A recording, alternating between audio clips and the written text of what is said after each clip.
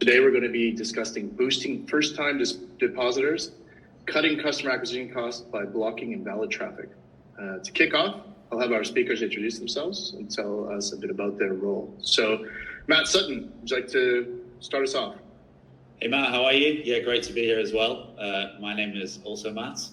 I'm the Global Chief Operating Officer of TrafficGuard. And as I think you know, we're a leading ad verification platform. And we build specific features and solutions to help sports betting customers detect and prevent invalid traffic within the Google PPC platform. By unlocking those budgets, they can drive the maximum return on ad spend. So everything that we do is focused on helping sports betting operators drive the maximum amount of registrations and first-time deposits as efficiently as possible. My role at TrafficGuard is to lead the rollout of our technology and solutions globally, and work with great customers and advertisers across the space. Great. Kevin Lloyd, do you want to give us a little bit about your background?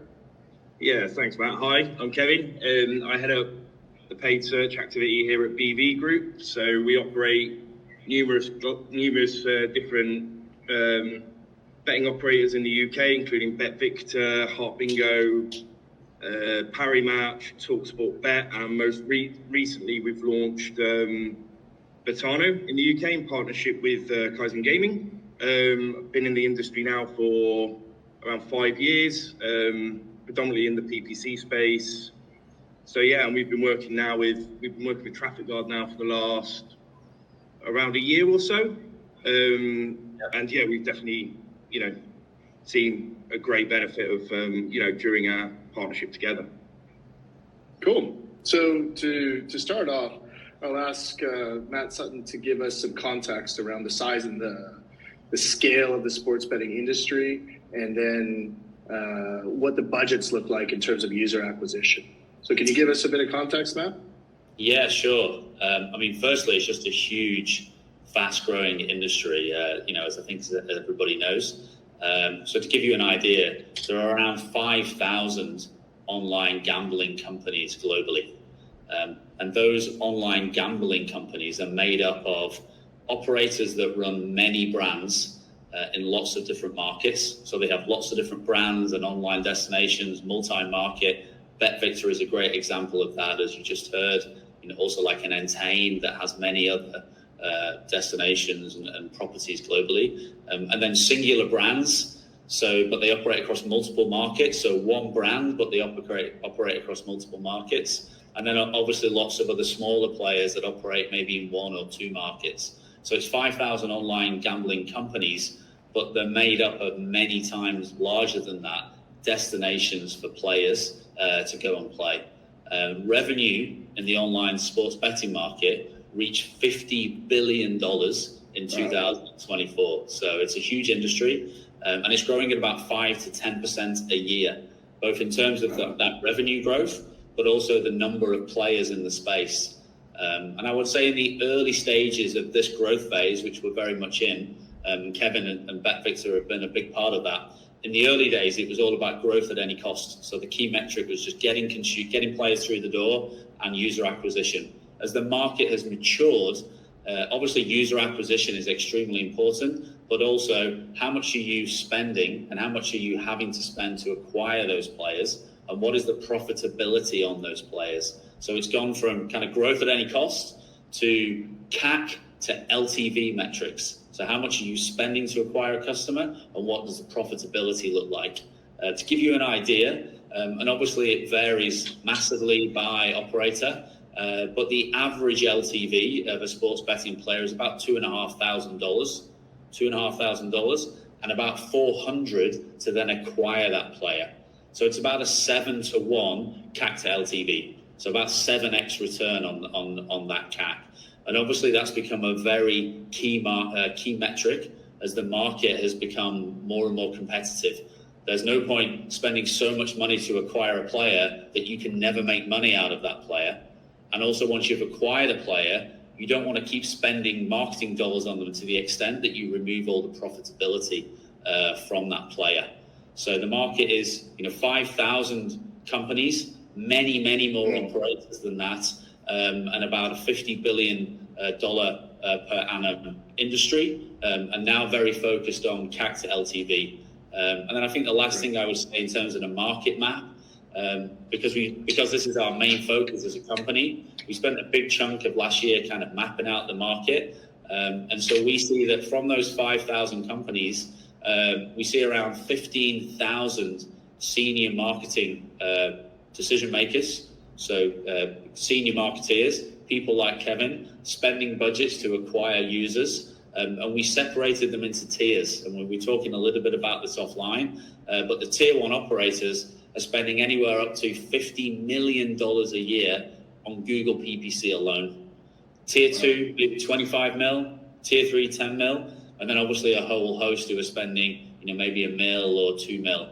But based on that data, we'd say that per annum, this industry spends over $2.5 billion a year on Google PPC alone. Wow. So obviously the opportunity to optimize that traffic is massive. Yeah, absolutely huge budgets and huge opportunities in optimizing that traffic. So can you tell us a bit about the challenges in terms of invalid traffic in the sports betting industry, and the kinds of things you're seeing in the PPC space? Yeah, so we define invalid traffic as any traffic that you are paying for and winning that is not contributing towards growth. Now, obviously within sports betting, growth is registrations and FTDs. So it's any traffic that you're paying for and winning that is not contributing towards a registration and an FTD. And at a high level, you can split the invalid traffic that we see in the sports betting industry into two main types. So the first ones are real users. So real users that you're paying for and winning, but they're not driving you a registration or an FTD. And I think we're going to talk a little bit more in the next half an hour about what that looks like. But what you'll see is a high amount of returning users within the sports betting industry. So these are users that are either have already converted and they just keep clicking on your ads to return again and again, which people do when they go back to sports betting properties. So that's real users. And then the second example is bot traffic. So this is automated, simulated traffic. It's non-human traffic. It's completely fabricated. So it can never convert, but you will find this bot traffic clicking on your ads. So we see a high amount of returning users wasting budgets and a high amount of bot traffic as well. So, Kevin, from your perspective, what does the rise in invalid traffic mean for your business, and how does it impact your ROI and your conversion rates? Yes, I think as Matt just said, there's definitely been a mentality shift over the past couple of years, in particular. From looking at acquiring and growth and FTD volume to ROAS and LTV of customers. So as a business, we need to make sure as an entity, we need to make sure that our ad spend is getting away as efficiently as possible to maximize that, to maximize the ROAS we're seeing. Particularly over the last year and a half here at BV Group, it's been a core focus of ours on Google. We were, I guess, somewhat anecdotally aware or assumed that invalid traffic was present. We hear it, and we assume it's there. The challenge for us was to firstly quantify that, and secondly, how do we go about mitigating that? And this is where TrafficGuard come in. So pre-onboarding, we actually, when we reached out to TrafficGuard, they undertook an audit of our account, and unsurprisingly, we found that a significant proportion of the clicks that we were generating were from preventable threats, what we call preventable threats. So as Matt alluded to, bots and non-incremental traffic. And by eliminating these, you can just straight away that cost save reduces your cost per acquired customer significantly. Yeah. And in addition as well, the other benefit of that is that cost save that you have, you can reinvest that into users who are genuine. And what that also does is further reduces the cost per acquired customer and also increases the revenue that you drive, pound for pound. So, yeah. And that's... and that makes you look good, right? Indeed it does. Indeed. Yeah, and I think as a business as well, any business really, it's important that we are maximising the return on every pound spent or every dollar spent. It's interesting what you said about quantifying the problem. Like, Matt, is there some sort of benchmark data or any insights on the scale of invalid traffic that you guys are seeing in the sports betting industry? Yeah. So as I mentioned before, we work with over 50 operators now globally. And so of that estimated $2.5 billion of spend on Google PPC, I'd estimate that we've captured around 10 to 20% of that market. So it's hard to know exactly because we don't know exactly how much every single operator is spending, but we can extrapolate from the operators that we're working with and the spend levels that they're working on and how big the total market is. So I'd say we're tracking around 10 to 20% of the spend, which obviously gives us a lot of insights into what Kevin is talking about here, spend levels and wasted budgets across non-incremental and bots. And so we would, we always say that for the average operator that's out there, around 10 to 20% of Google PPC spend is being wasted on these invalid traffic budgets. So it's quite a high amount. And within sports betting, you have this perfect storm of big budgets, so a lot of spend to acquire growth, high CPCs, competitive marketplace, high LTV. And so that combination means that if you're only unlocking 5%, and as Kevin says, in real time, that's reinvested into real users and new users that can convert, it's going to have a material impact on your budget. And actually, on average, those benchmark numbers across returning users, so wasted budgets on users that you've already converted and are just coming back to log in, or users that maybe you've not converted yet, but they're coming back. We see users come back 10, 20, 30 times a day. And so this, as Kev describes, just becomes hugely non-incremental. And so we'll see, for example, that 95% of users will click up to 3 times a day. But the other 5% will eat through 20 to 25% of your Google PPC budgets. And that's where that opportunity to optimize is. And then you've got bot traffic as well, which makes up another 5 to 10%. So overall, there's a 10 to 20% optimization opportunity here by reaching more users who you can convert and removing automated traffic and non-human users to replace by real users. And as Kev says, this is often a hidden cost of doing business.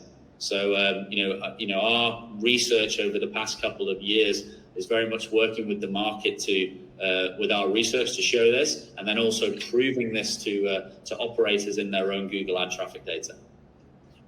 It sounds like a massive challenge around distinguishing the genuine engagement from invalid traffic. So, Kevin, what kind of how are you addressing that challenge at Big Bet Victor? So it is a challenge, and that is also exacerbated by the fact in this, for this vertical, the online gaming vertical, Google does not allow gaming operators to utilize first-party data in any way, and in my opinion, rightly so. But that also means we cannot utilize customer data to negatively target them. And this is where, for us, TrafficGuard has become invaluable. As Matt mentioned previously, a big part of this is that non-incremental engagement, particularly on branded search. And most, virtually all operators will be running and spending highly on branded search. So the challenge is, how do we differentiate a new customer from an existing customer? And as Matt said, the TrafficGuard platform will detect users who are clicking, multiple times, and then we'll be able to exclude them from seeing our ads, which has been, which has solved that problem that we've seen. So you get greater control and visibility, basically. So you're able, previous to using a TrafficGuard solution, you didn't have that level of visibility into the challenge. Correct. Yeah. Particularly, as I said, from the as Matt defined, the non-incremental engagement, which can be customers who don't convert, or customers who, existing customers who are coming back time and time again and just clicking on the top link. It's that was, for us, we saw, significant opportunity to operate more efficiently there, and really reduce spend wastage. Cool. And Matt, what do you think the top 3 threats to marketing budget are caused by invalid traffic in the sports betting industry? Yeah, no worries. And I think this is a good place to also mention that Google is typically the best performing channel for these operators. So, certainly the point here is not, Google is not a good channel for these operators. It's actually, the converse of that. Google is typically the best performing channel for these operators. And as Kev is mentioning there, typically the brand search keyword is the best performing placement in order to drive scale of new users, in order to drive scale of new registrations and FTDs. So the Google brand search keyword is basically the best ad placement that exists anywhere in the world for sports betting operators. But then you also have within this, what I would describe as a cannibalization of what you're looking to achieve there, which is, as we were talking offline, somebody watches a football match or sees something on the TV or has a conversation in a bar with a friend, and he or she then Googles, comes through, registers and converts. That's what you want your brand search keyword to do. But it is cannibalized by returning users. And a good way to think about this is nobody wakes up and goes to Coca-Cola's website 20 times a day.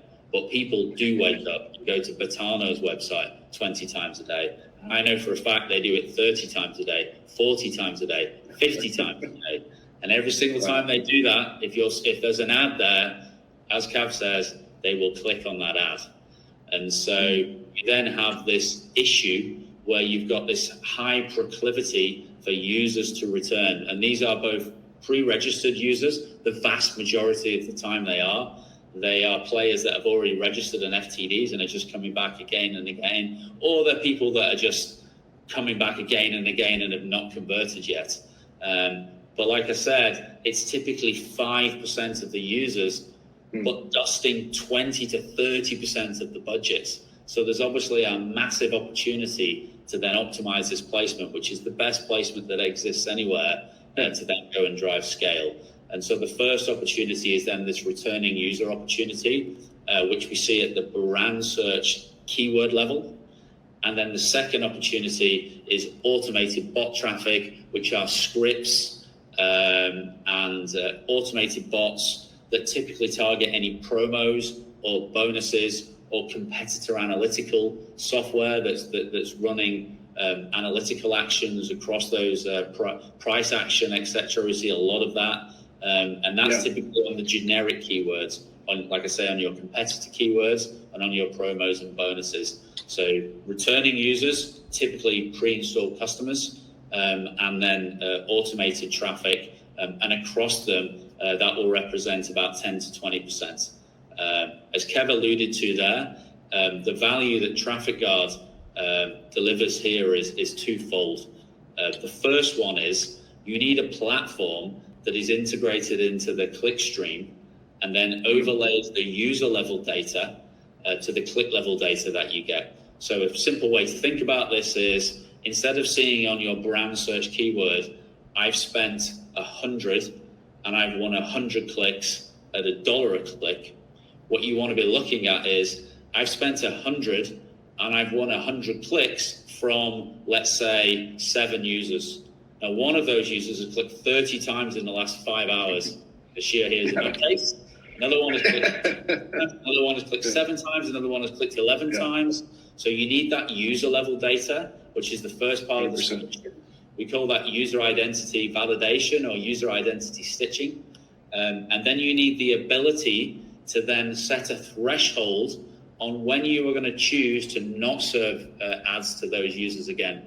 You know, I think most operators would agree that I don't want to be winning traffic from an already registered player who's already clicked 20 times that day. I can't drive a registration and an FTD from that player, and they're coming back to me anyway, but I'm dusting CPC budgets as they click the first thing that they see every time that they come through.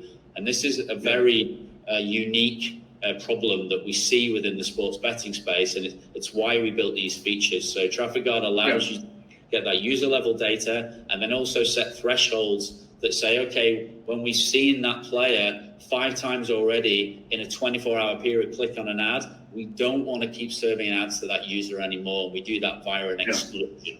And so that's the opportunity. Great. And Kevin, for you, what's the outcome of tackling invalid traffic? You know, how does that help you improve your CAC and your LTV metrics? Yes. Firstly, it certainly does help us. I think we've been as I mentioned before, we've been partnering with TrafficGuard for around the last year now, and in that time we've seen a significant reduction in cost per acquired customer that is, quantifiably attributable to TrafficGuard, which is great. But when you extrapolate this across, as I mentioned, we're now operating 5 brands in the UK alone. As we're operating in multiple different geos worldwide.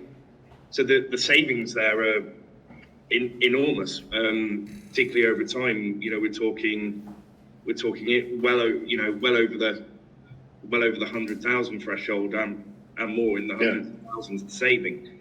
So what you've done is, as we just said, regarding the dual benefit, we've saved that and we've reduced our cost per acquired customer. We reinvest that, and then what we see is the incremental ROI. So it's been for us in terms of returns, it's been an absolute slam dunk. Yeah. So as your business scales and you're expanding, you're just seeing that the savings increase and I guess the scale of the problem reduce, I would say. Exactly. Yeah, what typically happens is that users are clicking on your ads and you haven't converted them yet. And so you might see them, maybe click 3 times in a day on a Monday, and then a couple of times on a Wednesday, and again on a Friday. And then hopefully you then convert that customer. But once you've converted them, they're going to start clicking on your ads way more than they did before you converted them. Now they're clicking on your ads over and over again just to come back to the property. So you also have this law of diminishing returns, which is the more that you spend and the more that you acquire customers, the more that you waste on them clicking on your ads just to log in, the harder it is to go and find it. Well, you're being successful. You're successfully converting the targets. Correct. And then see budget reduction. So you have to go and fish further afield to go and get a new user. And so obviously the opportunity is that what you want to do is that as you grow and as you grow your spend, the number of users that you reach and convert continues to grow in line, rather than the more you spend, it over indexes to just winning more clicks from the same users. You want to be winning new clicks from new users.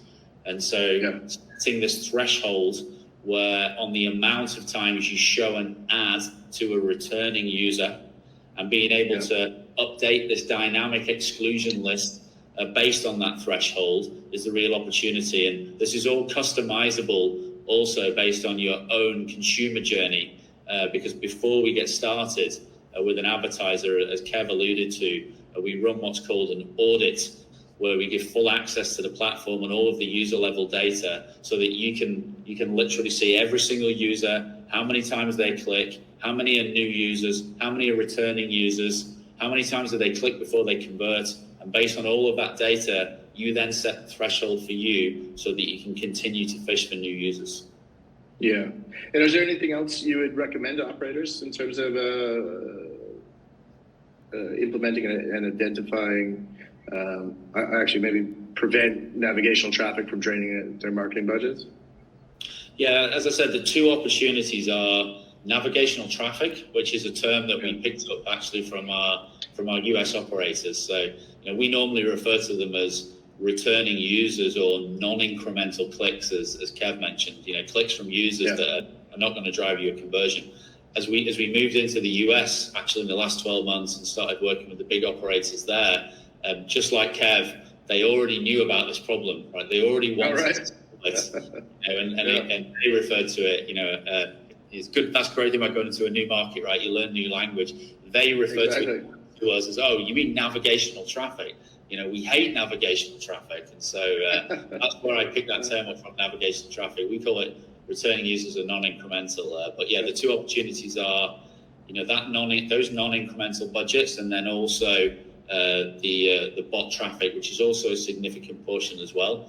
Typically what we'll see is that the bot traffic alone pays for the tech fees, and then all of the returning user prevention is added on top. We do also have a really cool feature or use case, which is called a shadow campaign. And so what a shadow campaign is a duplicate of the primary brand campaign. So first we set up and provide this user level and click level data as I've described. So you can see exactly how many new users you're winning versus returning users, if they're customers, how many times are they clicking. You get all of that data.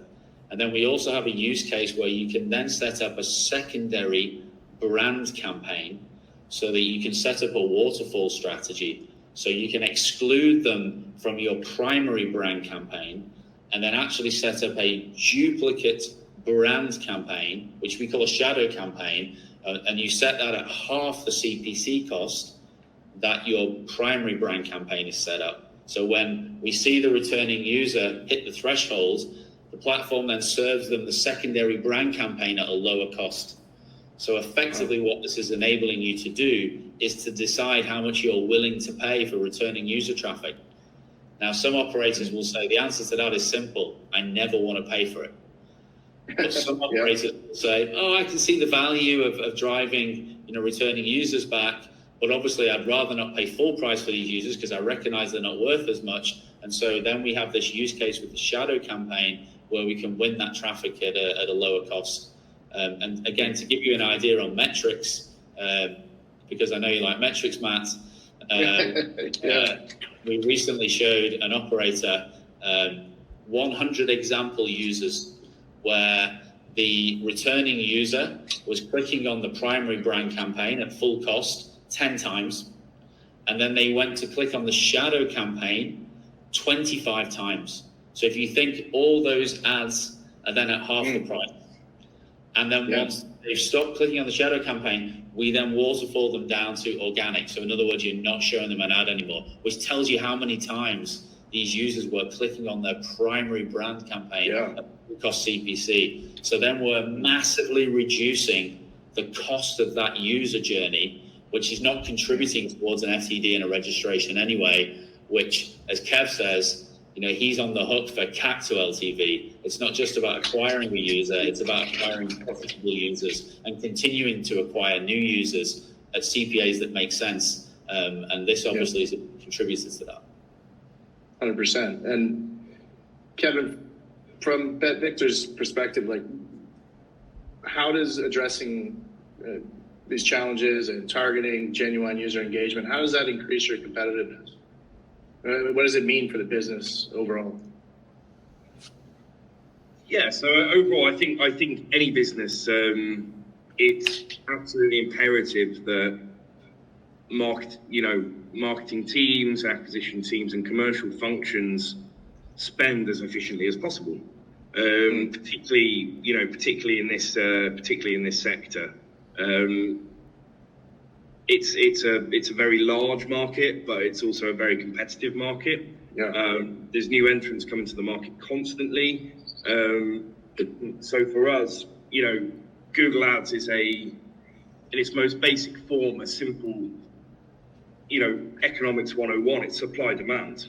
The price you pay per click is based on the volume of searches and the people bidding for that keyword, right? So it's simple supply and demand. So we have to be, and with the level of competition that we see in this market, it's important for us when we're so focused on delivering profitable traffic, profitable users, that we have no wastage in spend. And the other thing in terms of, from our side, in terms of profitability is, and this is, I suppose, somewhat unique to sportsbook operators, is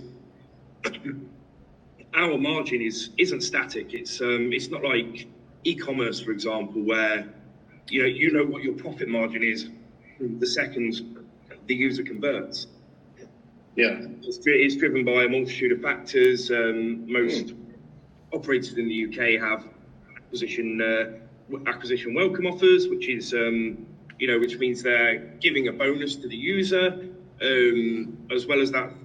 Supporting results. All this has the ability to affect your overall margin. So from an acquisition side, for us, we need to do everything that we can to ensure that we're acquiring users as efficiently and as economically as possible in order to sort of mitigate some of the other factors post acquisition. And again, this is what TrafficGuard has allowed us to do. And you increase the competitiveness, and then it also makes you look good, right? Makes you successful in your role. Yeah. A little bit. Yeah, slightly, yeah. Kev's been he's very successful in his role.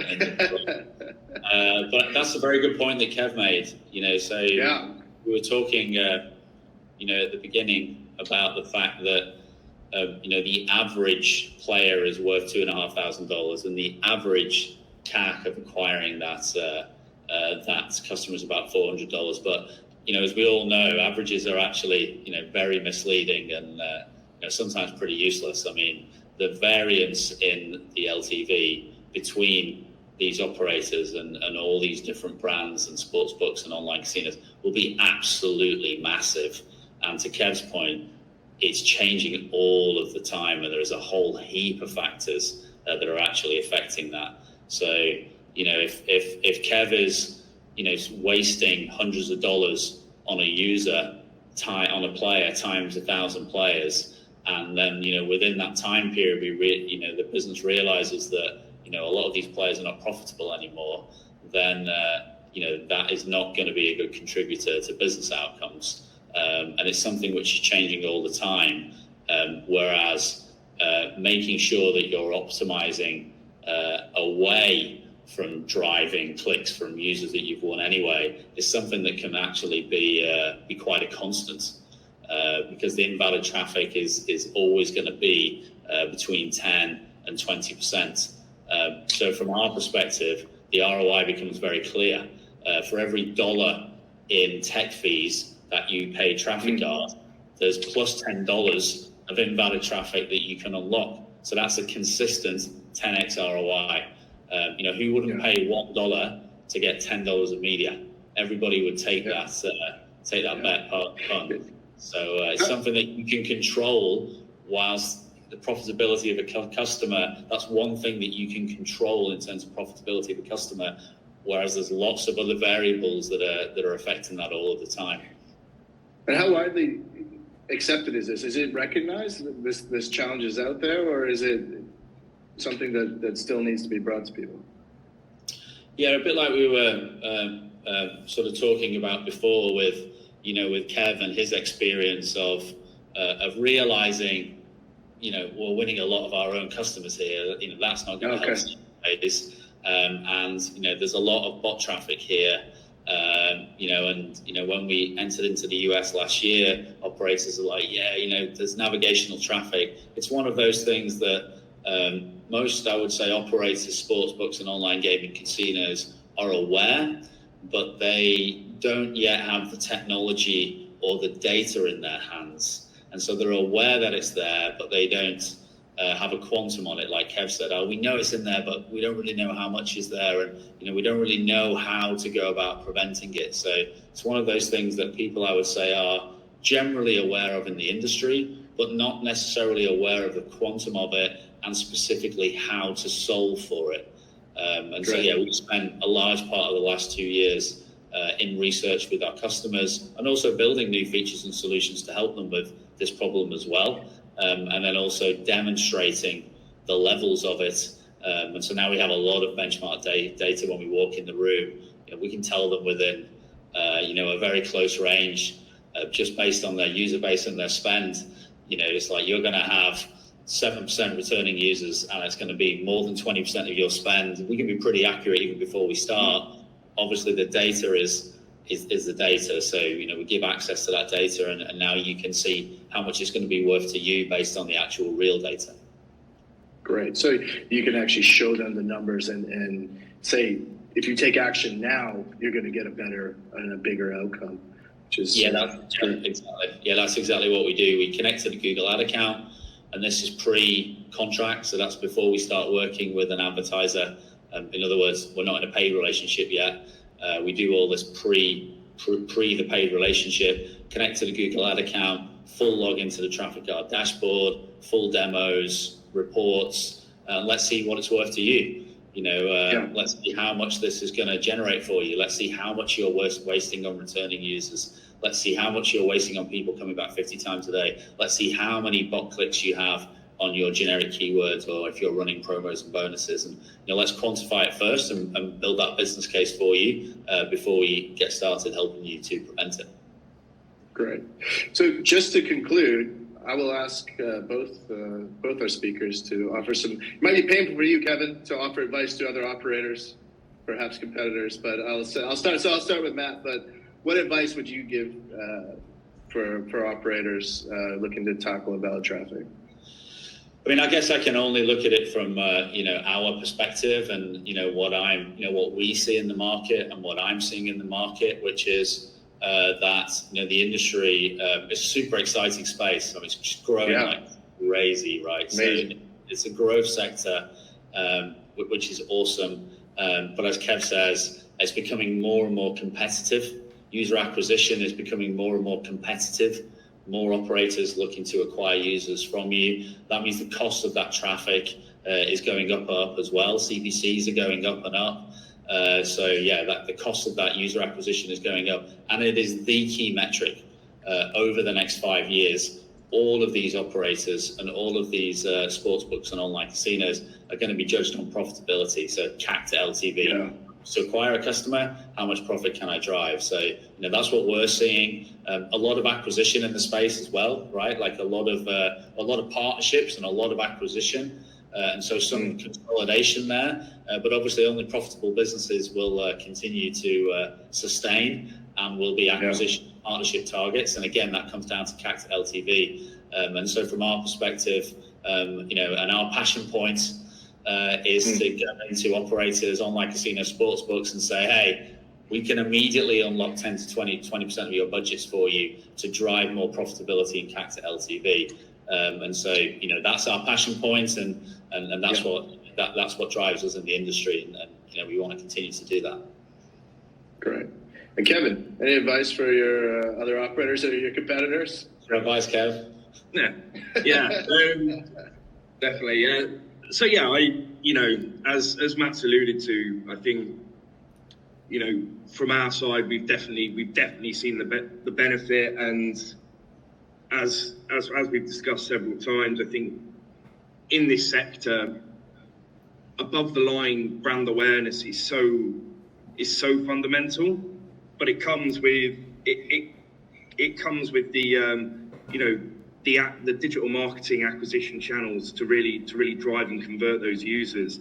I think we see brands spend so much on above the line, and then as to coin Matt's phrase, a lot of that will be navigational traffic.